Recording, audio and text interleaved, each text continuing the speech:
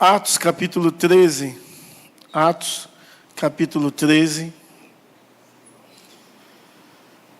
Esse é eu só vou ler os 3 primeiros versos. Porém, nós iremos falar, e você deixa a Bíblia aberta aí, até o verso 12. Iremos pregar sobre esses versos, tá bom, amados? Atos, capítulo 13, do verso 1 ao verso 3. Havia na igreja de Antioquia profetas e mestres, Barnabé, Simeão, por sobrenome Níger, Lúcio, de Cirene, Manaém, Colasso de Herodes, o tetrarca, e Saulo. E servindo eles ao Senhor, e jejuando, disse o Espírito: separai-me agora Barnabé e Saulo, para a obra que eu tenho chamado. Então, jejuando e orando, impondo sobre eles as mãos, os despediram. Que o Senhor no nosso coração aplique a porção da palavra lida. Vamos orar? Senhor, nós te louvamos e te agradecemos, ó Deus, pela tua palavra. E queremos te pedir que o Senhor possa falar ao nosso coração e à nossa vida, em nome de Jesus e para a glória do Senhor. Amém e amém. Você que estava aqui a semana passada, você viu uma pregação em Atos capítulo 12. Só a pregação de Atos capítulo 12 foi até o verso 24. E aí sobra o verso 25. E talvez você pensou, por que o pastor deixou o verso 25 de fora? Qual foi o motivo? É porque no verso 25, o texto ali é como se fosse descolocado. O capítulo 12 inteiro, se você arrancar até o verso 24, e ler o 11, 30 e depois o 25, é como se fosse uma continuação da história. Então, o capítulo 12 é como se fosse uma nova história dentro da história. Para você entender melhor, deixa eu te explicar. A história do capítulo 11 fala de forma muito bem clara, o final dela, que chegou os profetas lá na igreja de Antioquia, depois daquele grande avivamento, muitas pessoas se renderam a Jesus Cristo, e os profetas profetizaram fome. Então aquela igreja, de forma generosa, ela ajuntou oferta para as igrejas de toda a Judéia. E aquelas ofertas que foram ajuntadas, foram levadas por Paulo e por Barnabé. No verso 25 do capítulo 12, para te situar na história, eles estão retornando. Eles voltam com aquela oferta, de forma bem clara que volta para a igreja para dizer como foi aplicada a oferta da igreja naqueles dias. É claro que quando você lê o capítulo 12, você vê toda a história, a morte de Tiago, a perseguição de Herodes, e aí você vê que Pedro é preso. Então, quando você tira essa história, há uma continuidade. E o capítulo 13 volta à ideia da igreja em Antioquia. A igreja em Antioquia tinha uma particularidade muito especial, que é declarado, além da sua voluntariedade, generosidade, em ajudar os irmãos. Isso fica bem claro no capítulo 11. No capítulo 12, você vê uma outra particularidade dessa igreja: fazer missões. A igreja de Atos, capítulo 2, é uma igreja, assim, fantástica. Do verso 42 em diante. É uma igreja que desfruta da comunhão dos santos, do partir do pão, das orações. Em cada alma havia temor. Muitos sinais eram feitos por intermédios deles. Mas quando você chega na igreja de Antioquia, capítulo 13, ela é a primeira igreja a fazer missões. E isso é algo lindo da parte de Deus. Porque nenhuma igreja antes tinha uma preocupação com outros povos distantes. Essa igreja não. Essa igreja tem essa preocupação, e essa igreja, ela faz missões, mas ela faz missões diferentes de todas as igrejas das quais nós conhecemos. Geralmente as igrejas fazem missões porque se reúne e decide, nós temos um dinheiro, porque a igreja não é para guardar dinheiro, viu, irmãos? Igreja é para investir no reino. São coisas diferentes. Então, o conselho de uma igreja se reúne e diz assim, vamos investir no reino, vamos manter um missionário, vamos plantar uma nova igreja, vamos investir em tal área. E, geralmente, as igrejas fazem missões assim. Quando você lê esse texto, a missão não é feita desse jeito. A missão é feita pela ação do Espírito Santo. Pela manifestação poderosa do Espírito Santo, dando direção, dirigindo tudo, coordenando tudo, sendo soberano em todas as coisas. A igreja está reunida ali no capítulo 13, cita o nome de 5 pessoas que são líderes da igreja. Eles estão reunidos em adoração, em jejum, em oração. Eles estão adorando a Deus, eles estão cultuando a Deus, e diz a palavra de Deus que o Espírito Santo vem e fala com eles. Separe Barnabé e Saulo. Barnabé e Saulo, para a obra que eu tenho. E é interessante que eles separam, eles obedecem, eles continuam orando e jejuando por esse propósito de Deus. Eles ungem os irmãos, eles fazem imposição de mãos, oram pelos irmãos e despedem os irmãos. E esses são, se você continuar lendo o texto, são direcionados pelo Espírito Santo. Vai para Chipre. Eles passam por algumas regiões, pregando a palavra, porque o centro do evangelho é a palavra de Deus, e é isso que eles fazem. Deus manda eles para outras regiões, eles vão.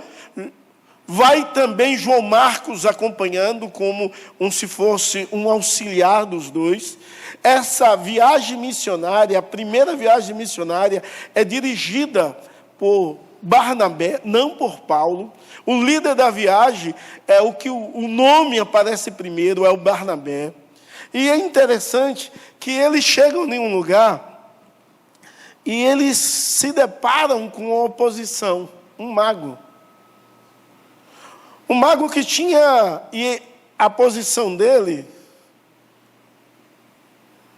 Obrigado, que esse negócio está zoando o meu pé do vidro aqui. E aí é complicado. Bom, a posição dele era de ser a visão espiritual de um grande homem. E é interessante que ele perverte quase tudo que Paulo está falando, e Paulo olha para ele e diz assim, filho do diabo.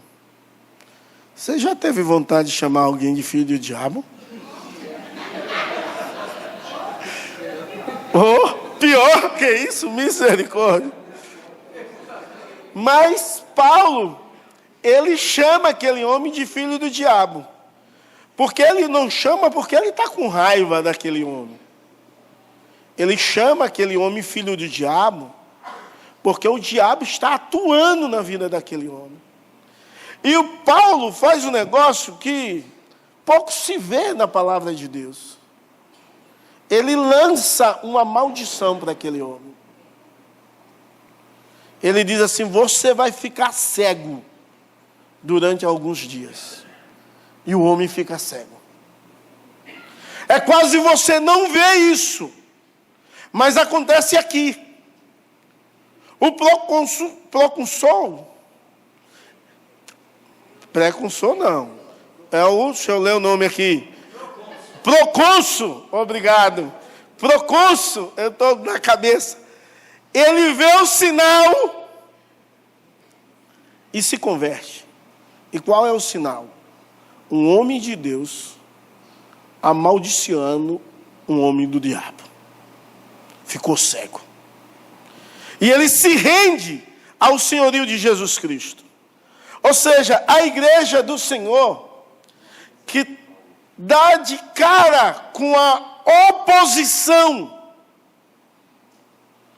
ela rebate a oposição com princípio espiritual. E o princípio espiritual que ele usa é maldição. Você vê, a palavra de Deus diz, com a boca você bendiz o seu irmão e ao Senhor, mas com a sua boca você amaldiçoa. Davi, quando ele foi lutar com o gigante começa a amaldiçoar Davi pelos seus deuses. Davi rebate a maldição, o amaldiçoando. Isso é coisa que quase você não vê, mas acontece na história do povo de Deus. Então eu quero ministrar ao meu e ao seu coração a seguinte palavra: a missão da igreja e a oposição do inimigo. Todas as vezes que a igreja vai fazer missão, ela sofre oposição. Eu não sei se você tem parado para pensar que Deus deseja que a igreja faça missão. E não é fazer missão solar. É missão aqui, ali e acolá. A vontade de Deus é que possamos fazer missões em todos os lugares da nossa vida. E em primeiro lugar, eu quero ministrar o meu e o seu coração sobre a vocação divina, no verso 1 ao 3. Vai falar sobre a vocação divina dessa igreja, que também é a nossa vocação divina. Irmãos, quando nós nos deparamos com essa igreja de Antioquia, nós ficamos maravilhados em ver a ação de Deus na vida dessa igreja, a ação do Espírito Santo agindo de forma extraordinária. Então você olha para a igreja de Antioquia e você vê diversidades nos dons, coisas tão maravilhosa, porque vê dons diversos. A palavra de Deus no verso 1 vai citar que eles eram profetas e mestres. Ou seja, cita 5 homens no meio de uma cidade inteira que praticamente se renderam ao senhorio de Jesus. E esses 5 homens trabalhavam para a edificação da igreja naquele lugar, com profecia e com ensino. E é interessante que na vocação da igreja, em meio a essa diversidade desses homens, apesar dos dons deles serem muito parecidos, resumir em 2, ensino e profecia, esses homens têm uma diversidade cultural imensa. Começa o verso 1 falando sobre Barnabé. Mas quando você vai ler a palavra de Deus, e você sabe quem é Barnabé, esse homem que é encorajador, esse homem que incentiva os outros na fé, na firmeza do evangelho, no amor a Deus, na retidão, na santidade. Aí cita o nome de Simeão, que nós não sabemos mais nada a respeito dele, a não ser chamado de Níger, ou seja, que ele possivelmente é alguém da África. Então você vê uma diversidade cultural. Você vê um grego, um judeu, criado no mundo grego, Barnabé. Você vê um homem, Simeão, um africano, no meio daquela igreja, demonstrando a diversidade, não só dos dons, profecia e mestre, mas a diversidade também cultural. Você vê um outro chamado Lúcio, que a tradição diz que também ele era africano, e foi justamente a tradição, o homem que foi forçado a carregar a cruz de Cristo. Depois você vê no meio desses alguém chamado Manaém, que era amigo de Herodes, aquele Herodes o Grande. O Herodes o Grande foi o que mandou decapitar João Batista. A história diz que Manaém teve a mesma mãe de leite de Herodes, que Manaém foi criado no palácio, era um escravo, mas foi criado no palácio brincando com Herodes. A história também nos diz que esse homem, no período de Herodes, o Grande, assumiu uma posição de destaque no Império Romano. Herodes agora já estava morto. Mas esse homem, com certeza, teve uma educação totalmente diferenciada. Esse homem tinha conexões extraordinárias. E o quinto homem é o Saulo, um intelectual. Mas não só intelectual, um homem que teve uma conversão espiritual magnífica, um homem que entendeu quem era Deus, alguém que Barnabé chamou para aquela cidade com a intenção de ensinar e doutrinar aquela igreja. Tamanha era a artimanha. Então há uma diversidade de dons no meio da vocação dessa igreja.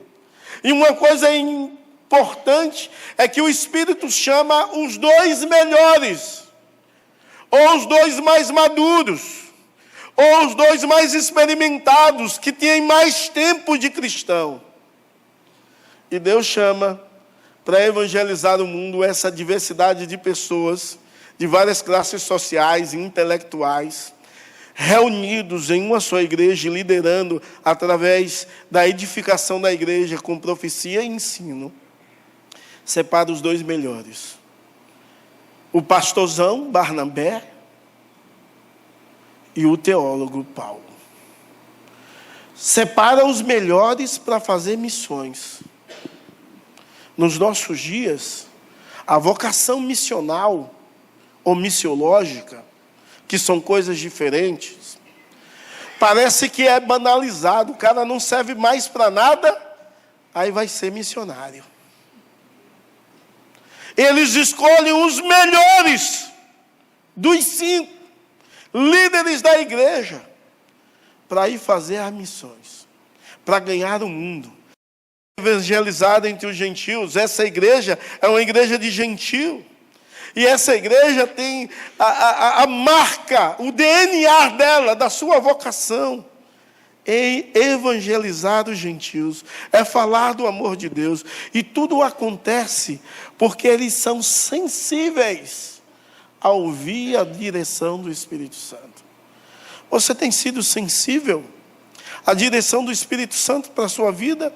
Aonde Deus tem te direcionado? O que Deus tem desejado que você faça? Será se na vida comum de adoração, quando nós cantamos aqui a última canção, e eu acho muito linda essas canções antigas, presta atenção, viu, Marcos? Antigas, que tem um medley, que traz o som da nova, junção, uma mescla, né? Só a antiga eu não gosto tanto, não, porque eu não conheço, mas ela tem essa ideia, essa junção, e dá uma harmonia. De repente as meninas cantando Tu És, e depois uma música do Diante do Trono, não sei se a nova também é, não, né? Que coisa linda, que coisa maravilhosa. Você acha que a música acabou, e eles começam a cantar Quero Beber. E esse tem de ser o nosso desejo, de beber e adorar a Deus, jejuar e orar. Mas acima de tudo, enquanto fazemos isso,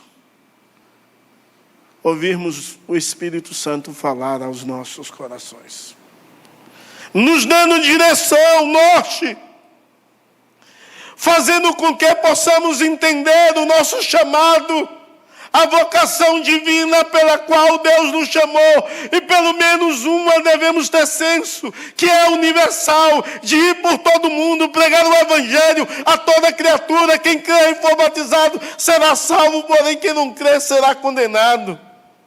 Então a igreja do Senhor Jesus Cristo, ela tem de entender que ela é diversa nos seus dons, cultura, é diversas nas pessoas e nas personalidades, mas essa igreja tem de ouvir a direção do Espírito Santo, ser sensível à voz de Deus. E a igreja que é sensível à voz de Deus, ela entende que ela precisa fazer envios de missionários, envios de homens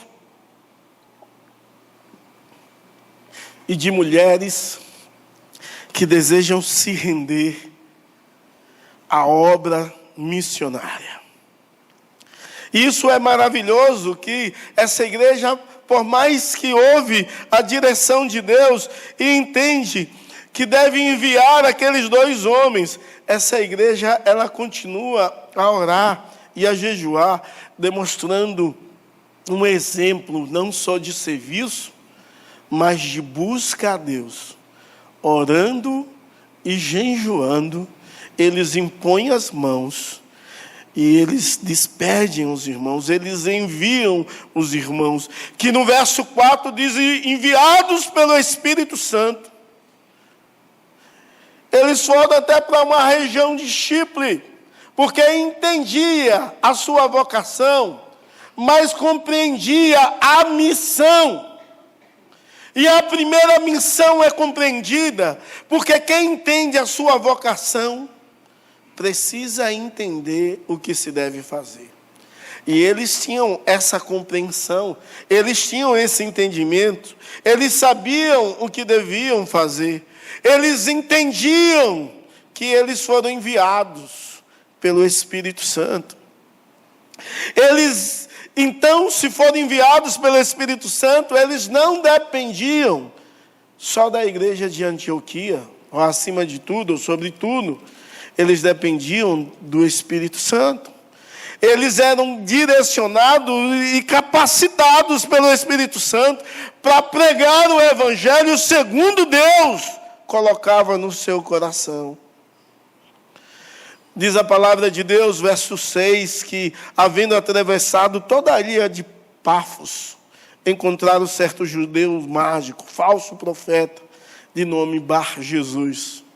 Sabe, irmãos, esses homens, eles não paravam de ensinar o que Deus tinha falado, o que Deus tinha manifestado aos seus corações.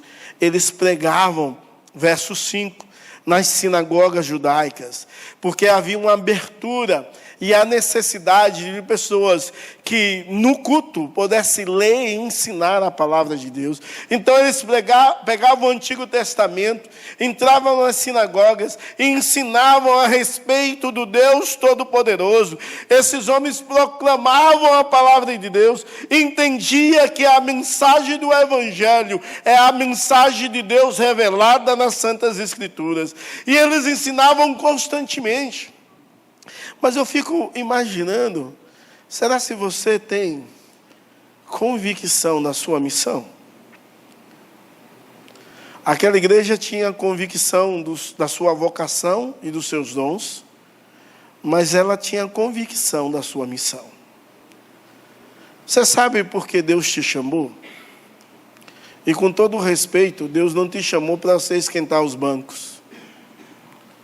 Deus te chamou para você anunciar a palavra de Deus, pregar a palavra de Deus, falar das verdades de Deus em todos os lugares, sobre qualquer circunstância. É isso que Deus deseja.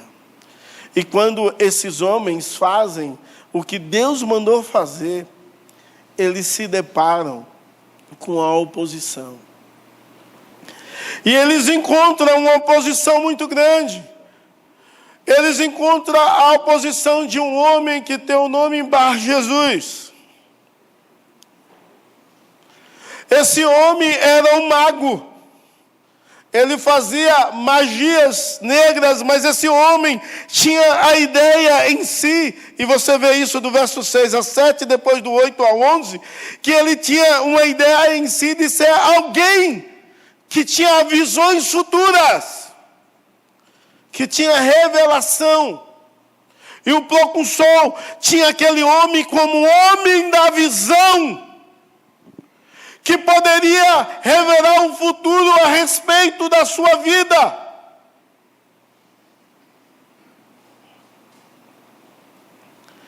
Nós sofremos oposições quando falamos de Jesus.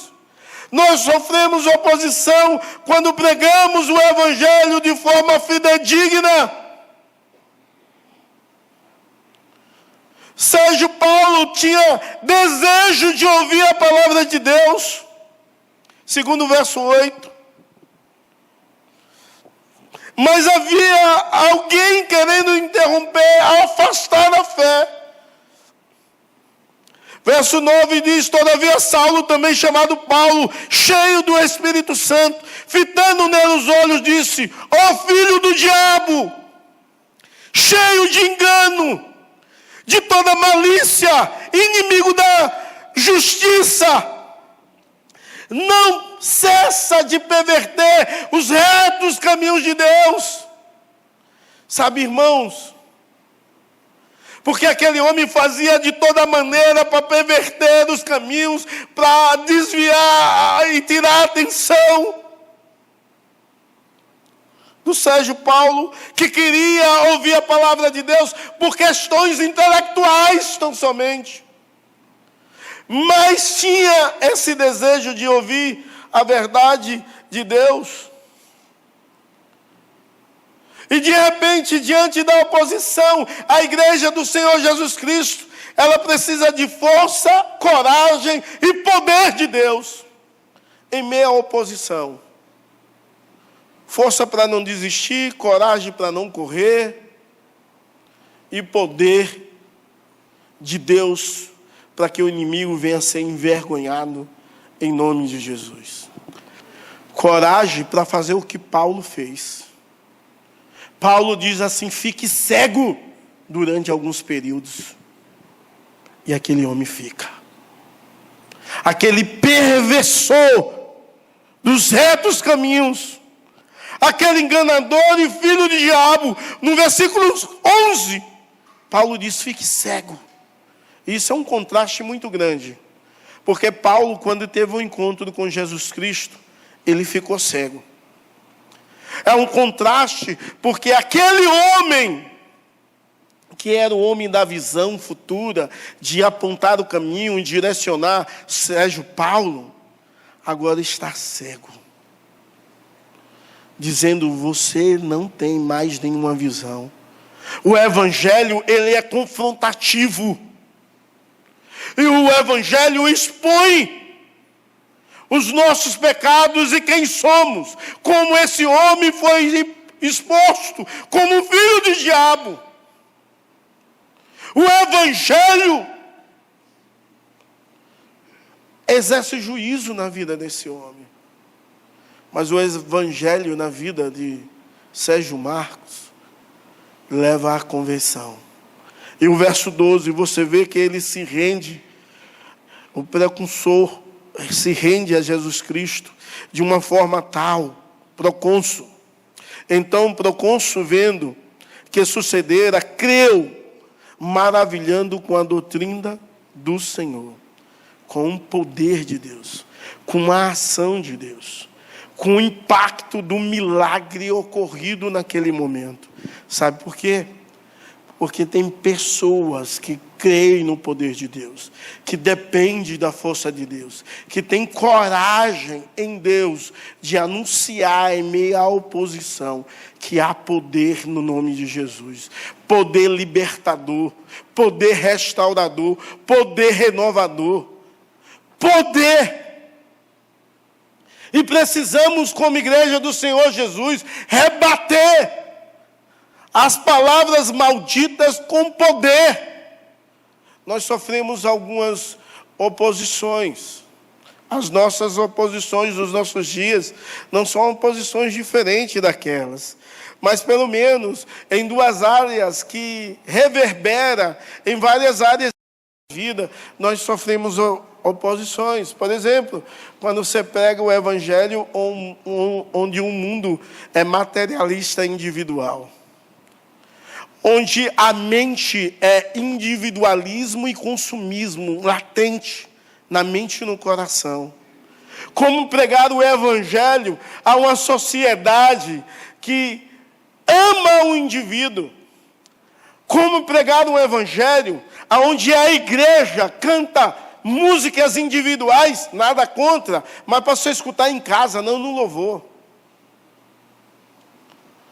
Valorizando o indivíduo, aonde o povo cada vez mais busca, e nada contra a buscar e ter e ser, mas viver para isso é errado. Nós devemos viver para a glória de Deus. Nós devemos viver para o louvor de Deus. Mas o consumismo é como um Deus que tem dominado a nossa vida, os nossos ventres. E a palavra de Deus nos expõe. O materialismo individual latente nos nossos corações. Um Deus funcional para essa geração. Que é tão funcional que chegou na igreja de uma forma tão terrível e massacrante, que faz com que as pessoas acham que elas podem tudo. E exige coisas de Deus que Deus nunca prometeu a ninguém. Irmãos, mas para piorar, há o materialismo coletivo, bem presente na filosofia regente da nossa cultura. E você pode ver isso no socialismo ou no comunismo. Tão escancarado, tanto o materialismo individual como o materialismo coletivo. Eles buscam a solução no homem. No indivíduo, há a prosperidade. No indivíduo, há a solução para todas as coisas. O indivíduo é capaz de resolver tudo. Eles esquecem de Deus. O Evangelho expõe os nossos pecados. O Evangelho faz com que eu olhe para a minha vida e veja se eu sou filho de Deus ou filho do cão. O Evangelho faz com que eu ouça e veja qual é a minha motivação, porque eu faço o que eu faço, porque eu vivo do jeito que eu vivo. O Evangelho me expõe. Mas diante do Evangelho que confronta, há um Deus que consola, corrige e converte. E deseja que o meu e o seu coração seja constantemente convertido ao senhorio de Jesus e lançado fora todos os altares contraditórios aos princípios de Deus, onde o homem é o centro, mas aonde Deus é o centro, e é aquele que de fato reina e é Senhor para todo sempre. O Evangelho expõe, mas o Evangelho converte. E o Evangelho que converteu porque levou o homem a reconhecer os seus pecados. Talvez você tenha vivido uma vida tão egoísta, consumista, aonde o individualismo, o eu, é muito tão presente. Mesmo você casado, o eu é muito presente. Talvez o materialismo coletivo, expresso na filosofia, através do conhecimento do comunismo e do socialismo, tem norteado a sua vida, tem direcionado os seus atos, mostrando que a salvação e a solução está no homem. Você sabe qual é a sua vocação?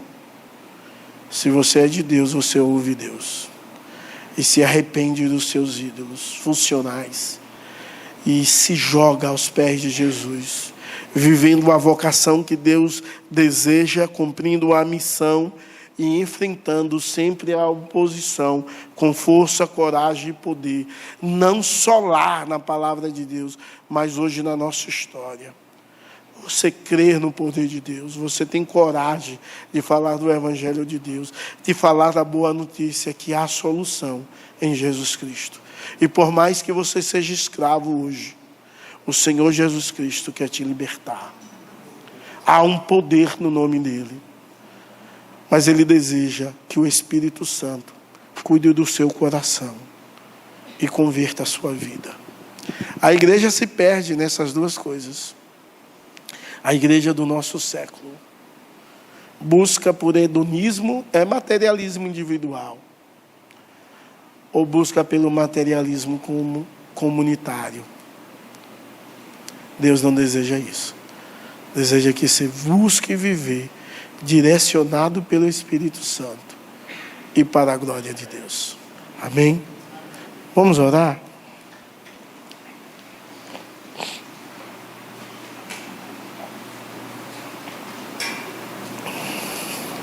Deus, em nome de Jesus,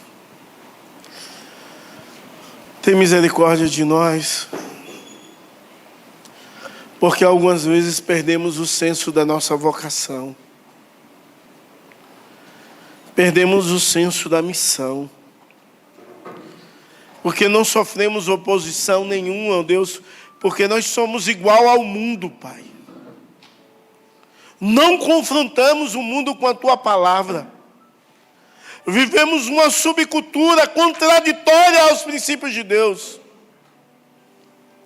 onde pegamos as coisas culturais e transformamos elas em santas, sem prestar atenção na remissão através do Teu sangue. E fazemos coisas piores e ruins, contraditória ao que há no mundo e contraditória aos Teus princípios.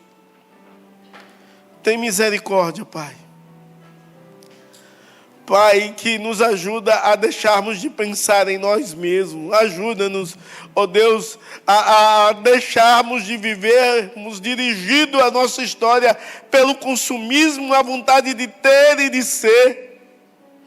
Ajuda-nos, ó Deus, a sermos opositores de tudo quanto se levanta contra o Teu nome. Seja qualquer área do saber, revelada em comunidades, como comunismo e socialismo, que possamos entender que a solução não está na educação, a solução não está no homem, a solução não está em dinheiro, a solução está no Senhor Jesus, que pode fazer todas as coisas, que pode transformar todo indivíduo, que pode restaurar tudo, ó Deus, tudo que foi maculado pelo diabo, toda a mentira que tem se tornado verdade na vida de alguns. Que em nome de Jesus, que o Teu Espírito Santo nos ajude a nos converter dos nossos maus caminhos e louvarmos e engrandecermos o Teu nome, que é digno de toda honra, de toda glória e de todo louvor.